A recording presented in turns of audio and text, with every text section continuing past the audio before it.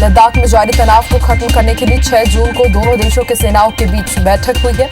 इस पर चर्चा करने रक्षा मंत्री राजनाथ सिंह ने तीनों सेनाओं के प्रमुख और chief of defence staff Vipin Rawat के साथ मीटिंग की। बैठक में लाइन ऑफ एक्चुअल कंट्रोल के ताजा हालात की जानकारी दी गई।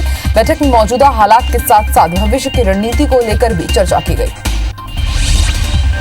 चीन के साथ लद्दाख बॉर्डर पर जारी विवाद को लेकर हैदराबाद से सांसद असदुद्दीन ओवैसी ने सरकार को घेरा है। ओवैसी ने कहा कि गृह मंत्री और रक्षा मंत्री को देश को सच्चाई बतानी चाहिए कि आखिर चीन के साथ क्या बात हुई है, ये चुप्पी किस बात की है।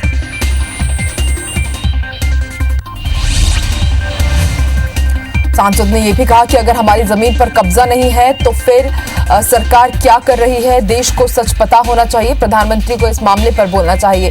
देश को हर बैठक के बारे में जानकारी मिलनी चाहिए।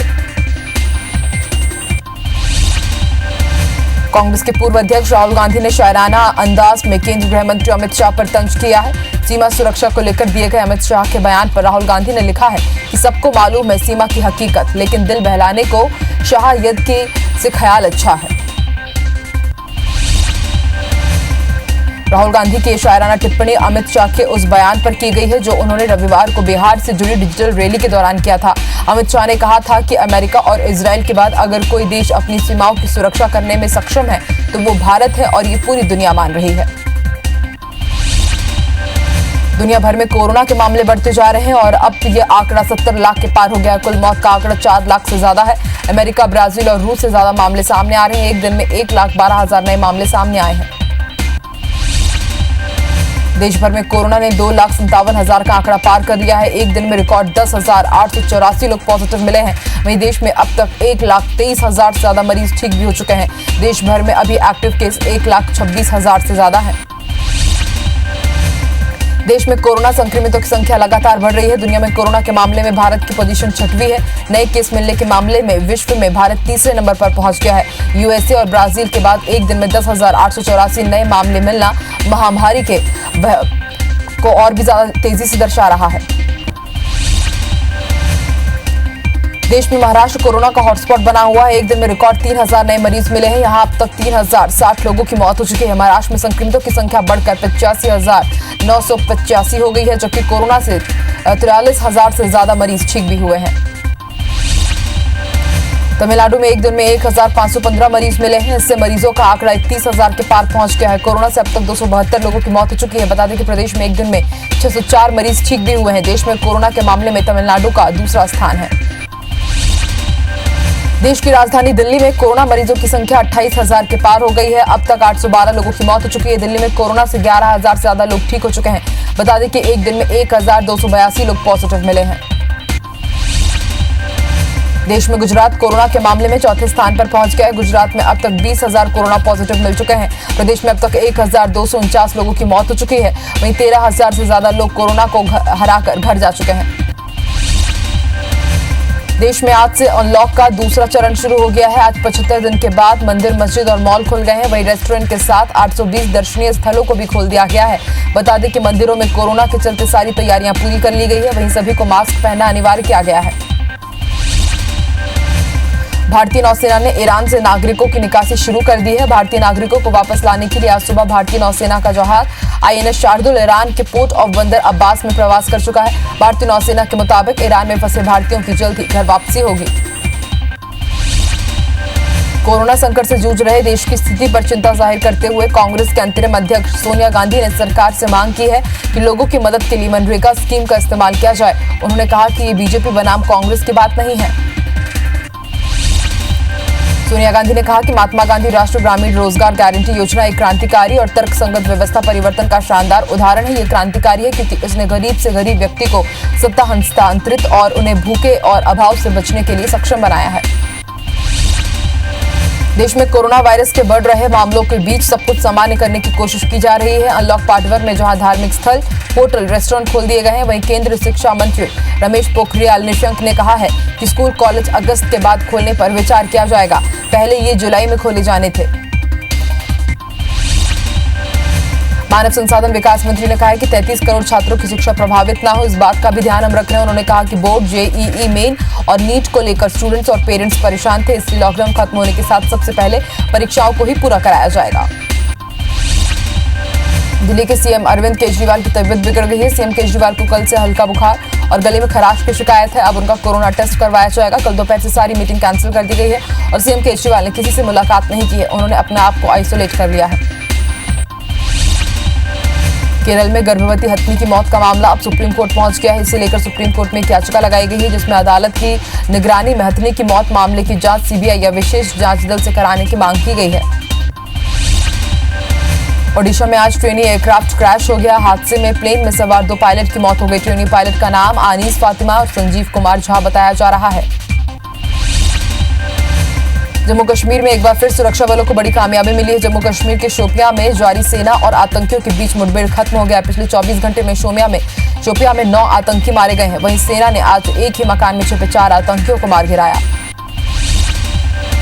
कर्नाटक में राज्यसभा की 4 सीटों के लिए 19 जून को होने वाला चुनाव है, जिससे लेकर सियासी सरगर्मियां तेज हो गई है। जनता दल की तरफ से पूर्व पीएम एचडी देवगौड़ा मंगलवार को नामांकन करेंगे। वहीं देवगौड़ा को चुनाव जीतने के लिए कांग्रेस विधायकों के समर्थन की जरूरत पड़ेगी।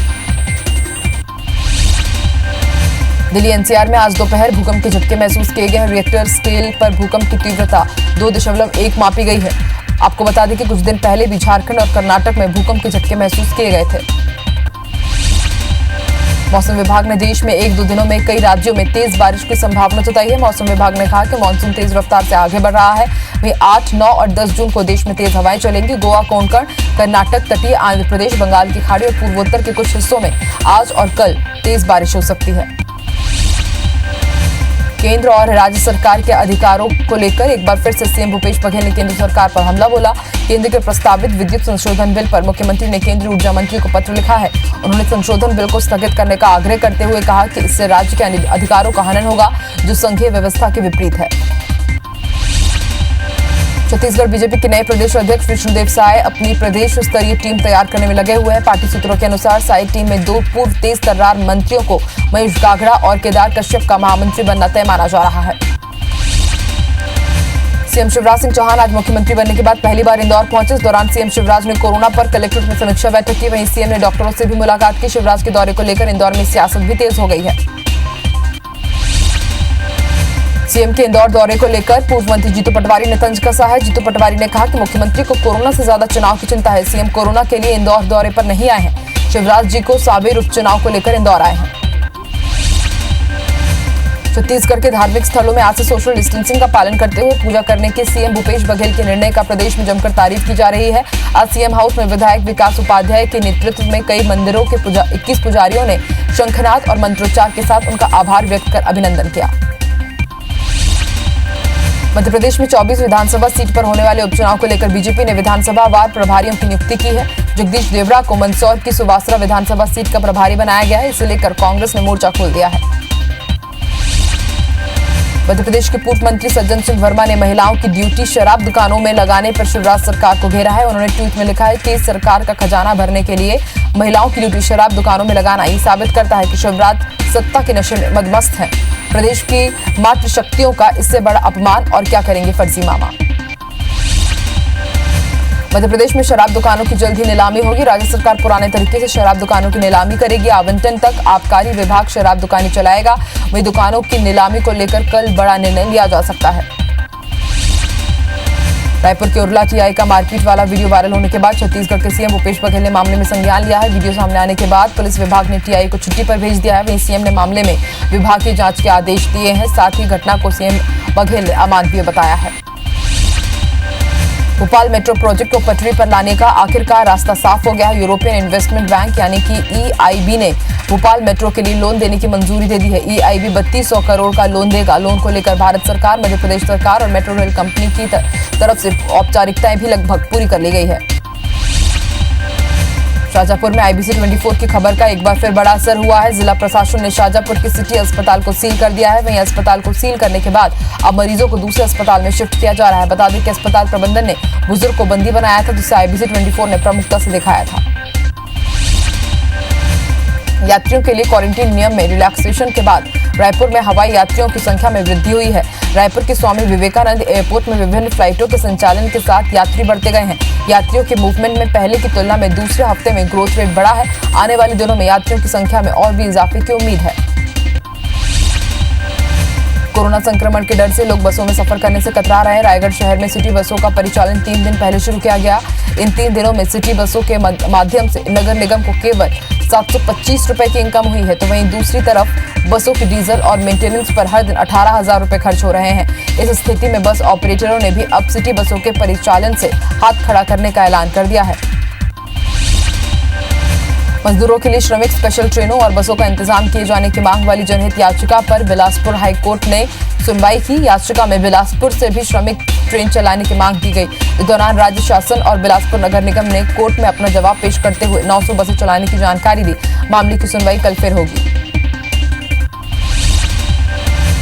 कोरोना संकट काल में एमपी सरकार पर भोपाल के चिरायु हॉस्पिटल को करोड़ों रुपए का फायदा पहुंचाने का आरोप लगा है। इस मामले में चिरायु हॉस्पिटल के खिलाफ जबलपुर हाईकोर्ट में याचिका दायर की गई है, जिसमें कहा गया है कि हॉस्पिटल के मालिक अजय गोयनका व्यापम केस में आरोपी भी हैं, फिर भी सरकार ने उन्हें करोड़ों का फायदा पहुंचाया। प्रदेश माध्यमिक शिक्षा मंडल के 12वीं बोर्ड के बचे हुए विषयों की परीक्षाएं मंगलवार से शुरू होंगी। इससे पहले प्रदेश के सभी परीक्षा केंद्रों में सैनिटाइजेशन के साथ सभी तरह के इंतजाम पूरे कर लिए गए हैं। सतना के रेवरा फार्म सोसाइटी के संचालक के खिलाफ कलेक्टर ने संपत्ति कुर्क करने का आदेश जारी किया है। सोसाइटी संचालक को 3 सोसाइटी में हुए गेहूं के नुकसान का आकलन कर उसकी वसूली करने के निर्देश दिए गए हैं और यदि वसूली नहीं की गई तो नुकसान की भरपाई संचालक के चल अचल संपत्ति को कुर्की कर की जाएगी।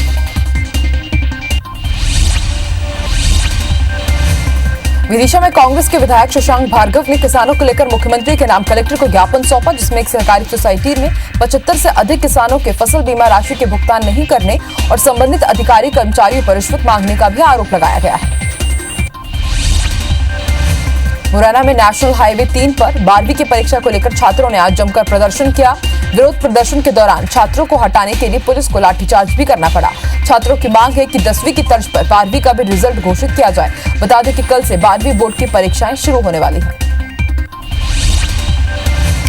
मध्य प्रदेश सरकार ने चालू वित्तीय वर्ष में नीलाम की गई प्रदेश के 41 जिलों की रेत खदानों में से 3 खदानों के टेंडर निरस्त कर दिए हैं, जिसमें होशंगाबाद, अशोकनगर और मंडला के टेंडर राज्य सरकार ने निरस्त किए हैं। सरकार का कहना है कि इन जिलों की खदानें लेने वाली फर्मों ने अपेक्षित राशि जमा नहीं कराई है। छत्तीसगढ़ में भी केंद्र की गाइडलाइन के तहत आज से मंदिर खुल गए हैं, लेकिन मॉल्स पर अभी भी पाबंदी लगाई गई है। वहीं भोपाल में मंदिर न खोलने के धर्मगुरुओं के फैसले पर पुजारियों ने विरोध शुरू कर दिया है। पुजारियों की मांग है कि मंदिर जल्द से जल्द खोले जाएं। मध्य प्रदेश के इंदौर में भी अभी धार्मिक स्थल बंद ही रहेंगे। शहर के धर्मस्थल खुलने पर निर्णय 9 जून को होने वाली आपदा प्रबंधन समिति की बैठक में होगा। इसी बीच कई मंदिर के पुजारी ने सुझाव भी जिला प्रशासन को भेजे हैं। फिलहाल शहर में भक्त और भगवान के बीच दूरी बरकरार है। जगदलपुर शहर में सुबह देवी दंतेश्वरी मंदिर को भक्तों ने इसलिए नहीं खोलने दिया, इसकी वजह शहर के रेड जोन में होना था। इस वजह से प्रशासन फैसला लेने में वक्त ले रहा है। मंदिर खोलने से पहले जरूरी तैयारियां भी नहीं की गई। मंदिर को दोपहर के बाद खोलने के प्रयास किए जाएंगे। राजधानी भोपाल में धार्मिक स्थल खोलने पर प्रतिबंध है, लेकिन आज टीटी नगर क्षेत्र में न सिर्फ लोगों के लिए मंदिर खोला गया बल्कि अनुष्ठान और हवन भी हुआ। मंदिर प्रशासक का कहना है कि भोपाल में शराब की दुकानें तो खुल रही हैं, तो फिर मंदिर खोलने पर प्रतिबंध क्यों है? ये प्रशासन की परवाह न करते हुए मंदिरों को खोल दिया गया है भक्तों के लिए। भोपाल में आज से बड़े बाजारों के साथ ही मॉल भी खुल गए हैं। मॉल खुलने की पहली तस्वीर में लोग सैनिटाइजेशन से लेकर मास्क, सोशल डिस्टेंसिंग की गाइडलाइन का पालन करते हुए नजर आए। छत्तीसगढ़ में आज बड़े पार्क नहीं खुल पाए हैं। पार्क नहीं खुलने से यहां पहुंचे लोगों में निराशा देखी गई। वहीं आदेश की कॉपी नहीं मिलने के चलते पार्क बंद था। रायपुर के मरीन ड्राइव में भी सुबह से लोग बड़ी संख्या में पहुंचने लगे, लेकिन पार्क बंद देखकर लौट गए। वहीं बिलासपुर में भी कई बड़े पार्क बंद हैं। रायपुर के बूढ़ा तालाब के सौंदर्यीकरण के लिए सप्रेशाला और दानी गर्ल्स स्कूल की दीवार को छोटा करने के विरोध में बीजेपी युवा मोर्चा भी उतर आया है। कार्यकर्ताओं ने मेयर को और सीएम के नाम जिला प्रशासन को ज्ञापन सौंपा। ज्ञापन में उन्होंने फैसले का विरोध करते हुए काम बंद करने की मांग की है, साथ ही आंदोलन की चेतावनी भी दी है। 4 महीने का वेतन और दिवाली का बोनस अब तक नहीं मिलने से नाराज रसमड़ा स्थित टॉप वर्थ कंपनी के सैकड़ों कर्मचारी श्रम विभाग के दफ्तर पहुंचे, जहां उन्होंने लगातार कंपनी पर 4 महीने के वेतन की जगह सिर्फ 1 महीने का वेतन देकर पल्ला झाड़ने का आरोप लगाया। साथ ही कंपनी के चालू होने की तारीख बताए जाने की मांग की ताकि वो फिर से अपने काम में लौट सके। खाद्य सामग्रियों की गुणवत्ता जांचने के लिए कोरबा में फूड एनालिस्ट की कमी है। रायपुर की प्रयोगशाला में हो रही अनगिनत जांच का भारी दबाव रहता है। जिला स्तर पर लैब की सुविधा प्रदान कर फूड एनालिस्ट की कमी पूरी करने के लिए जरूरत लंबे समय से महसूस की जा रही है, क्योंकि जांच के लिए खाद्य पदार्थों की रिपोर्ट आने में लंबा वक्त लग जाता है। धमतरी जिले के पोटियाडीह इलाके में अतिक्रमण पर प्रशासन ने बुलडोजर चला दिया।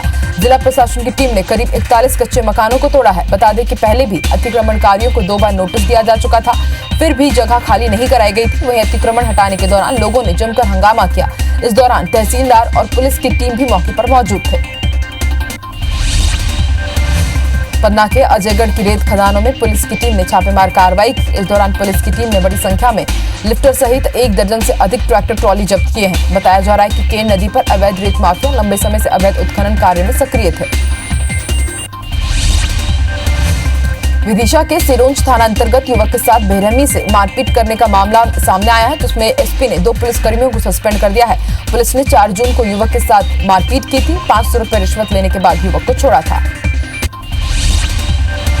बिलासपुर में अतिक्रमण पर प्रशासन ने बड़ी कार्रवाई की है।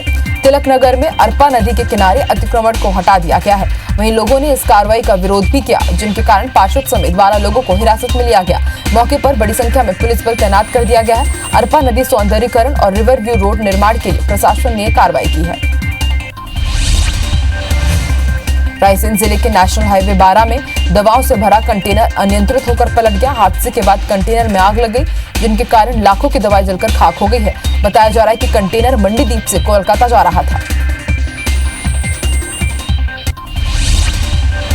सुकमा जिले में नक्सलियों ने एक बार फिर उत्पात मचाया है। जिले में किस्टाराम इलाके में सड़क निर्माण के दौरान खराब पड़ी रोड रोलर को नक्सलियों ने आग के हवाले कर दिया। बताया जा रहा है कि रोड रोलर को तकनीकी खराबी के बाद जंगल में ही छोड़ दिया गया था, जिसे नक्सलियों ने आग के हवाले कर दिया।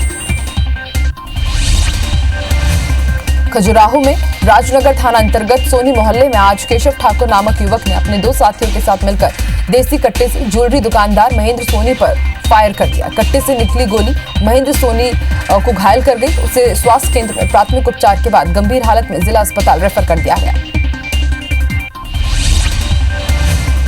इंदौर में कई दिनों से आतंक मचा रहे तेंदुए को आज रेस्क्यू किया गया है। वन विभाग ने पहले तेंदुए को पिंजरे में कैद किया, फिर बाहर निकालने में सफलता प्राप्त की। वन विभाग की टीम ने आईआईटी इंदौर से तेंदुए को बाहर निकाला। प्रसिद्ध महाकालेश्वर मंदिर आम भक्तों के लिए सोमवार से खोल दिया गया, लेकिन पहले ही दिन यहां सोशल डिस्टेंसिंग की धज्जियां उड़ा दी गई। मध्य प्रदेश के कृषि मंत्री कमल पटेल के समर्थकों ने सुरक्षा नियमों का पालन नहीं किया। छत्तीसगढ़ के प्रथम मुख्यमंत्री रहे अजीत जोगी के निधन के बाद आज जोगीसार गांव में उनका दशगात्र कार्यक्रम आयोजित हुआ। इस दौरान पूजा अर्चना के दौरान अमित जोगी भावुक हो गए। उन्होंने कहा कि वे अपने पिता की छाया बनेंगे और दुखियारों का दुख दूर करेंगे। इस दौरान लोरमी विधायक धर्मजीत सिंह के अलावा कई नेता भी मौजूद रहे। कवर्धा जिला मुख्यालय सहित पाडातराई, लोहारा, पोंडी व आसपास के दर्जनों गांव में जमकर बारिश हुई है। बारिश के बाद बिजली की आंख मिचौली से ग्रामीण परेशान होते रहे। शहर में जहां बार बार लाइन ट्रिप होती रही, वहीं 50 से अधिक गांव में बिजली सप्लाई पूरी तरह से ठप हो गई।